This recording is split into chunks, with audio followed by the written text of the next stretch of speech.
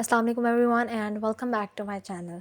तो जैसा कि आप लोगों को पता है, हम लोग एटॉमिक एब्जॉर्प्शन स्पेक्ट्रोस्कोपी को स्टडी कर रहे थे। आई होप आप लोगों को कल के लेक्चर में कोई भी इश्यूज़ नहीं होंगे, या अगर कोई क्वेश्चंस हैं तो आप लोग अभी भी पूछ सकते हैं।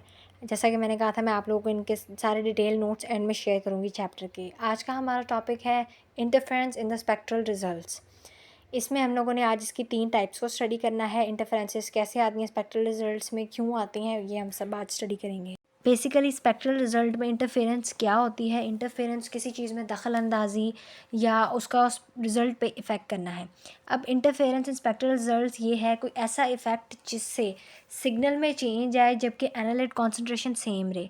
यानी किसी चीज़ का या मैट्रिक्स का कोई ऐसा इंटरफेरेंस जिसकी वजह से हमारा जो ओवरऑल सिग्नल है वो चेंज हो जाता है, लेकिन जो हमारा एनालिट है वो वैसे ही रहता है। अब इसको ठीक कैसे किया जा सकता है। इंटरफेरेंस 2 तरीक़ों से ठीक हो सकती है। या तो हम सोर्स ऑफ इंटरफेरेंस को रिमूव कर दें, क्योंकि हमारे पास एनालिट तो वैसे ही रहता है, लेकिन जो ओवरऑल हमारे पास रिजल्टेंट सिग्नल है वो चेंज हो जाता है इंटरफेरेंस की वजह से। या फिर हम लोग ऐसे स्टैंडर्ड्स को प्रिपेयर करें जिसकी वजह से सेम इंटरफेरेंस जो है क्रिएट हो या नज़र आए, ताकि जो पहली इंटरफेरेंस है वो और ये आपस में कैंसिल हो जाए, इनका इफ़ेक्ट आपस में कैंसिल हो जाए और ओवरऑल जो हमारे पास सिग्नल है वो एक्चुअल सिग्नल आ जाए। आगे हमारे पास इसकी 3 टाइप्स आ जाती हैं: spectral interference, ionization interference and chemical interference. सबसे पहले हम लोग स्पेक्ट्रल इंटरफेरेंस को स्टडी करेंगे। ये बहुत ईजी होती है। अच्छा, ये क्यों होती है?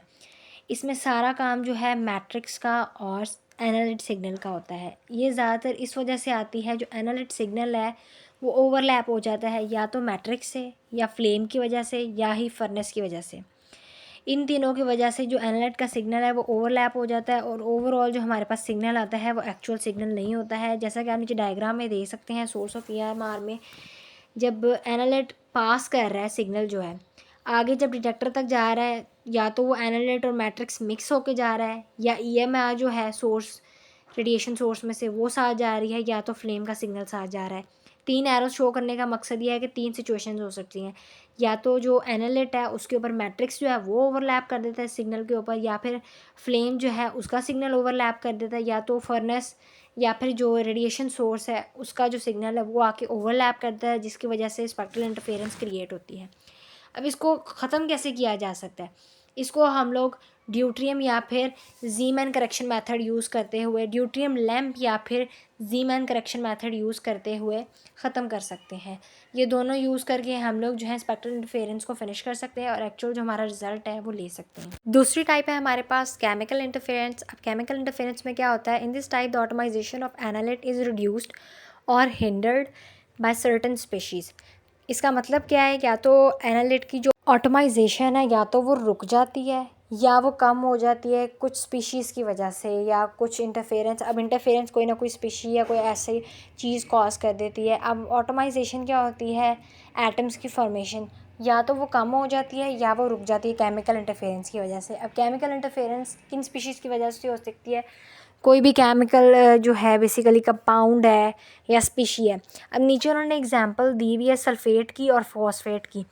सल्फ़ेट और फॉस्फेट जो हैं वो कैल्शियम की ऑटोमाइजेशन को कम कर देते हैं। अगर किसी सैंपल पे सल्फ़ेट और फॉस्फेट प्रेजेंट हो तो वो रिएक्ट करते हैं एनालिट एटम्स के साथ कैल्शियम के, जिसकी वजह से या तो वो कैल्शियम सल्फ़ेट बना देता है या कैल्शियम फॉस्फेट बना देता है, जिसकी वजह से एक रिएक्शन हो जाता है ऑटोमाइजेशन के दौरान और ऑटोमाइजेशन रुक जाती है, एटम्स की फॉर्मेशन नहीं होती। अच्छा, इस प्रॉब्लम को रिज़ॉल्व कैसे किया जा सकता है? इस प्रॉब्लम को ख़त्म करने के लिए हम लोग जो है रिलीजिंग एजेंट्स ऐड कर देते हैं। रिलीजिंग एजेंट्स जो हैं बेसिकली क्या होते हैं? रिलीजिंग एजेंट्स वो होते हैं जो हमारा एनालिट एटम है उसको रिलीज़ कर देते हैं, सेपरेट कर देते हैं केमिकल स्पीशीज़ से, ताकि जो है उनकी ऑटोमाइजेशन हो सके। अब रिलीजिंग एजेंट्स हमारे पास कौन से हैं? या तो EDTA है, या फिर 8 हाइड्रोक्सी क्यूनोलिन है, और एक हमारे पास और है लेंथनम, La3 पॉजिटिव। अच्छा, हम इन रिलीजिंग एजेंट्स को ऐड कर देते हैं ताकि जो है हमारे पास ऑटोमाइजेशन दोबारा स्टार्ट हो जाए, जो कैल्शियम है उसके एटम्स जो है वो सेपरेट हो जाएं। अच्छा, तो ये प्रोसेस कैसे होता है? हम लोग एनालिट को कैसे डिटरमिन करते हैं सैम्पल में? अगर तो सल्फ़ेट और फॉस्फेट प्रेजेंट है सैम्पल में और हमारे पास एनालिट कैल्शियम है, तो हम इसमें स्ट्रॉन्ग लिगेंड्स या फिर रिलीजिंग एजेंट्स हैं वो हम लोग स्ट्रॉन्ग लिगेंड के तौर पे ऐड कर देते हैं EDTA। अच्छा, ईडीटीए हमारा क्या करता है, उसमें वो डोनेट करता है इलेक्ट्रॉन्स को कैल्शियम आयन में। कैल्शियम आयन को कितने इलेक्ट्रॉन्स चाहिए होते हैं? 2। जब ईडीटीए कैप्चर कर लेता है मेटल को यानी कैल्शियम को इलेक्ट्रॉन्स डोनेट करके, उसके बाद वो प्रेसिपिटेट की फॉर्म में नीचे बैठ जाता है।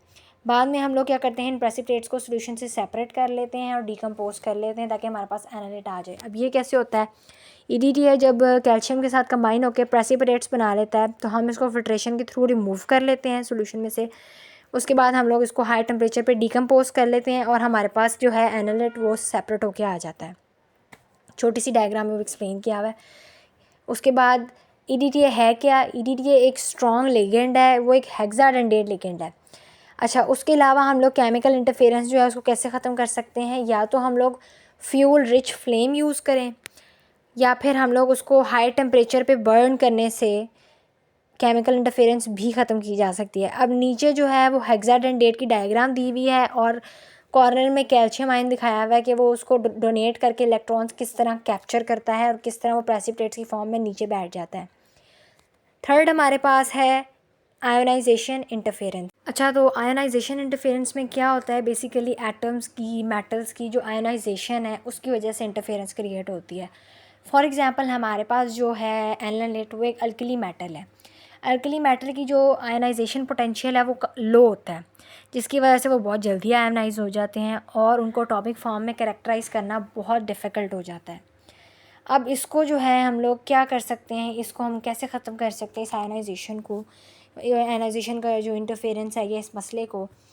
उनकी जो आयनाइजेशन है अल्कली मेटल्स की उसको सुप्रेस किया जा सकता है, लेकिन अगर एक और आयन मौजूद हो, ऐसा आयन मौजूद हो जो कि हमारे एनालिट से भी जल्दी आयोनाइज हो, यानी उसकी जो आयोनाइजेशन एनर्जी है वो एनालिट मेटल या एटम से ज़्यादा लो हो और वो जल्दी आयोनाइज हो जाए, तो हम लोग इस मसले को या इस इंटरफेरेंस को ख़त्म कर सकते हैं।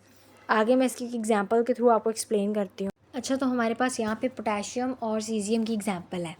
अब पोटेशियम हमारे पास अल्कलाइन अर्थ मेटल है, जबकि हमारे पास जो सीज़ियम है वो अल्कली मेटल है। अब ऑब्वियस सी बात है, जो सीज़ियम है उसकी जो आयनाइजेशन पोटेंशियल है वो पोटेशियम से लो होगा, जिसकी वजह से हम लोग जो है पोटेशियम को ईज़िली एटॉमिक फॉर्म में एनालाइज कर सकते हैं सीज़ियम की प्रेजेंस में, क्योंकि जो सीज़ियम है वो पोटेशियम की निस्बत जल्दी आयोनाइज हो जाएगा और जो आयोनाइजेशन इंटरफेरेंस है उसका प्रॉब्लम जो है हल हो जाएगा। सेकंड हमारे पास आ जाता है मेथड ऑफ स्टैंडर्ड एडिशन। अब ये क्या है या ये कैसे होता है? बेसिकली आपके ये इंटरफेरेंस मेथड में इंक्लूड नहीं है, but it's just for information या it's for just for knowledge कि आप लोगों को आइडिया हो जाए ये क्या है, ये कैसे है। अच्छा, अब इसमें क्या होता है कि जो कॉम्प्लेक्स मैट्रिक्स है उसमें स्टैंडर्ड एडिशन से या स्टैंडर्ड एडिशन के मेथड को यूज़ करने से बहुत सारी जो हमारी इंटरफेरेंसेस है वो कंपनसेट हो जाती हैं।